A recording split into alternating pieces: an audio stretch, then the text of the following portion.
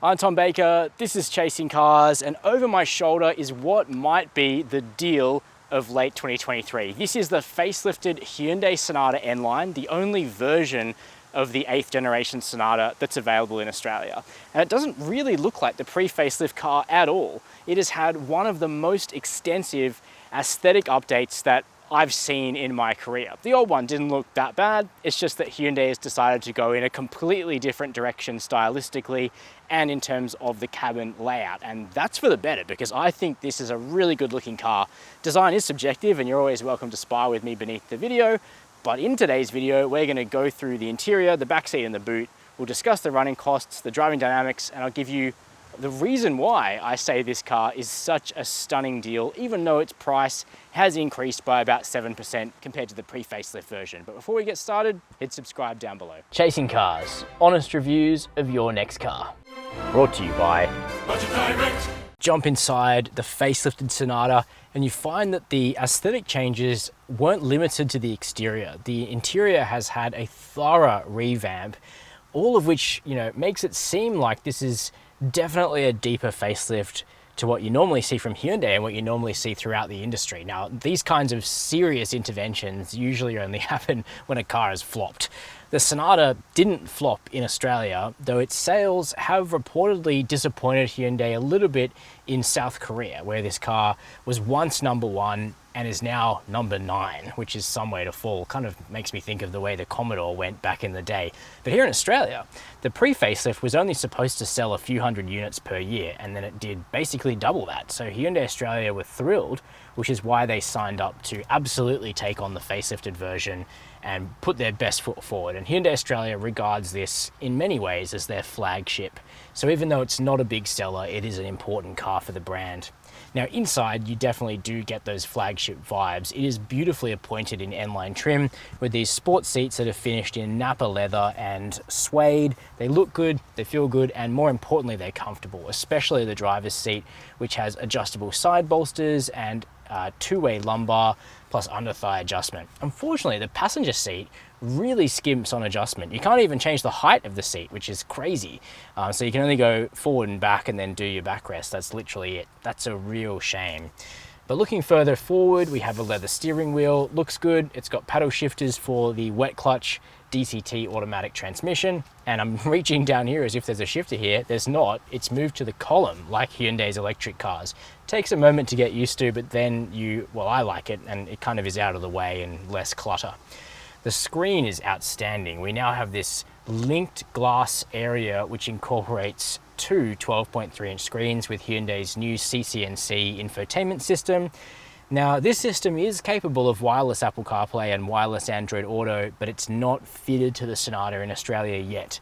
But I think we're probably safe to say it's just an update away from being included in the car, and I think that it's safe to say that if you buy one, you will receive that update. But Hyundai is being quite cagey on confirming that fact for us, but I think it will almost definitely happen. The rest of the materials are pleasant and soft and luxurious, and we still have dedicated climate controls, which is really good to see, heated and cooled seats up front, and plenty of storage, including wireless charging down here, big cup holders, and a relatively deep bin between the seats. What we don't have is the ability to option a more sort of luxury flavored version of the Sonata. You can get one overseas with light colored interiors and a bit more chrome outside. Hyundai Australia opted against that. It's N-line or bust. Here in the backseat of the Sonata, to be honest with you, you could use this as a family car. You wouldn't have to go to an SUV, and that's because it is really spacious. It'd be even better if it was available in a station wagon format, but sadly, globally, it isn't. But for myself at 6 foot, 183 centimeters, I've got really good headroom. There's like these head garages, the opposite of a foot garage, that's been carved out of the roof liner, so I can get, you could get someone taller than me back here, no problem. Legroom, substantial behind my own driving position. Toe rims may be a bit tight, but I'm nitpicking. For the person in the center, it's gonna be harder. There is a hump in the floor and then no head garage, so maybe keep it to 4 adults and everyone will be happy. You do get air vents, USB-C ports, mount pockets in both front seats, and a flip-down armrest that feels substantial and expensive with 2 cup holders. But there's also some real attention to detail in the Sonata that we don't always see across Hyundai's cars, and I think this marks this out as a bit of a flagship. We've got soft plush materials, even on the doors in the back in the Sonata. Manual sunblinds built into the rear doors, and even a power sunshade in the back, which is all super luxurious. Moving around the back of the facelifted Sonata N Line now, you can see the changes that have been applied at the rear end. They're perhaps not quite as radical as the front, but I do like this new sort of full width light bar treatment and this interesting design within this translucent panel. It's actually a bit of a 90s revival, I reckon, but that's kind of the vibe of sedans generally, and I think having a slightly retro, slightly throwback aesthetic is absolutely fine. Now this one's the ultimate red. There is a range of colors. I will throw in some shots here of the Serenity White, which we've also had on hand the last few days, which looks particularly fetching, I reckon. Now we do have a power tailgate, which at this price is incredible. I don't know if you really need it on a sedan, but it's a nice luxury. That opens out of the way to reveal 480 litres of space, which is, you know, line ball with a 3 Series or a C-Class or an A4. Now, this is a front-wheel drive car, no all-wheel drive system available in Australia, even though it is overseas. So maybe I would have hoped for a slightly increased amount of boot space as a result, but hey, it's fine. What we do have is underfloor a space saver spare. Definitely a nice feature, and something that Sonata has over, for example, the Ioniq 6, which is Hyundai's electric midsize sedan. And we can close the boot with the power button there. I would like to point out, I do wish the Sonata had a station wagon or shooting brake variant, which would be even more niche, but how good would that look? When it comes to running the Hyundai Sonata, the costs are relatively easy to control. It can accept E10 petrol like the Mazda 6, but unlike the Toyota Camry or the Skoda Octavia RS, it can get a little bit thirsty around town. You should expect 10 to 12 litres per 100 Ks in urban areas, depending on how heavy your right foot is. But on the highway and on country roads, the economy settles down really nicely. We got about 7.5 litres per 100 Ks on relatively quick cross-country driving. And I think for the size of the car and the power on offer from the 2.5 turbo engine, that's decent. Now, when it comes to insurance, in the last 12 months, the median budget direct customer spent $1,015 to comprehensively insure a new Hyundai Sonata. Everybody's situation varies, and your premium will vary based on things insurers take into account, like where you live and your driving history. The warranty on the vehicle is 5 years with unlimited kilometers, not quite as good as cousin Kia's 7-year warranty, but definitely in line with the rest of the industry. And when it comes to servicing, it'll cost you $350 a year for the first 5 years. But unlike some rivals, the Sonata can only go 10,000 kilometers between its services. So what is the updated Hyundai Sonata like to drive? Well, to be honest with you, it's just like the pre-facelift version of the car, because Hyundai has spent their budget on making aesthetic changes and adding convenience and comfort features. They really haven't messed with the mechanical package at all, which is mostly fine, with a small reservation, and I'll let you know what that is in just a moment.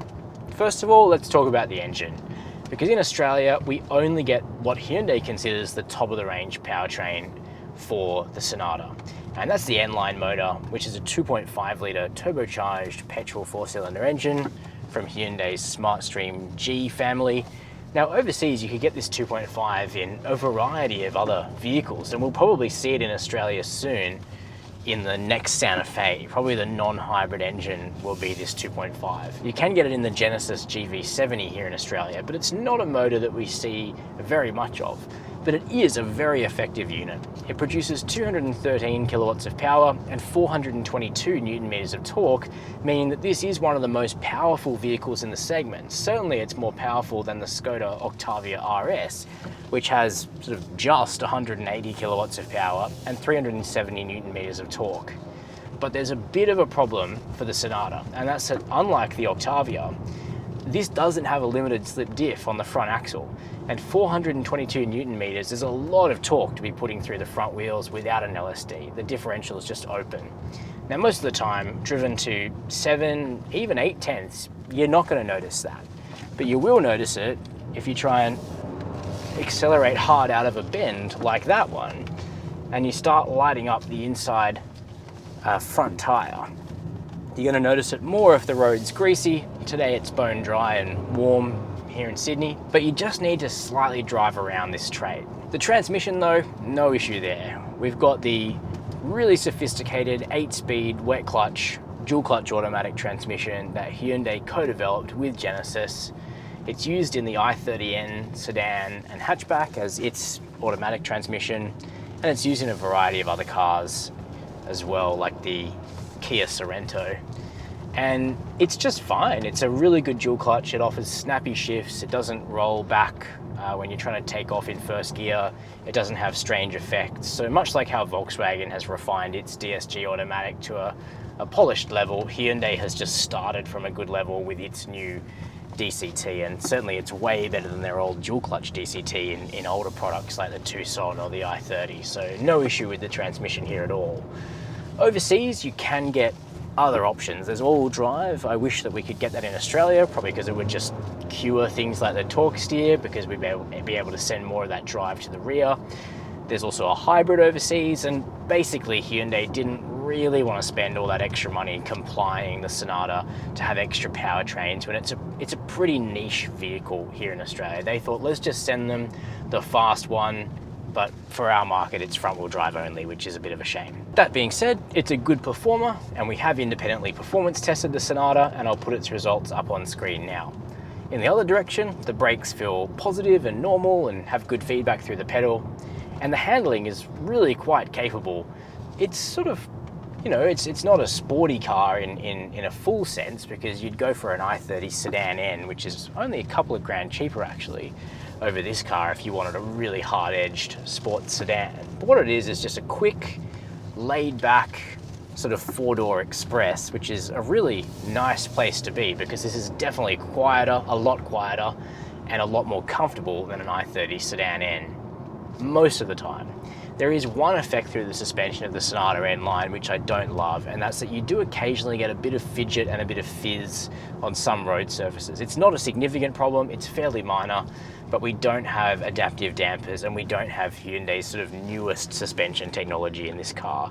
We're running with the same tune that the Sonata got several years ago when it came out, and Hyundai haven't taken the opportunity to smooth out the ride even further like they did for the facelift of the Santa Fe. That being said, it soaks up bumps and imperfections very well. We've driven this car on a really honest, bumpy country road, and it did an absolutely great job. And day to day, it's firm but comfortable, which is exactly what you'd expect from an N-Line badge product. Safety-wise, the systems themselves are tuned well, they work well, lane centering's strong, the adaptive cruise is smooth, but like so many other new Hyundai, Kia, and Genesis products, we've got a frustrating speed warning system on the Sonata, which bings and bongs at you if it judges you've gone slightly over the speed limit, even if it hasn't really judged the speed limit correctly, and it takes a few taps to turn that off. They've gone too far beyond what the regulations required, and we need to see a software update to fix this. So those are my impressions of the updated 2024 Hyundai Sonata N Line. Now the price has gone up. It's now $55,500 before on-road costs, so up about 7%, but I think you're getting more than 7% more than what you were getting in the previous car. Purely stylistically, I think Hyundai have considerably upped the ante on the design. The interior appointments are even more luxurious than they were before, but I think to talk about that stuff would be missing the point.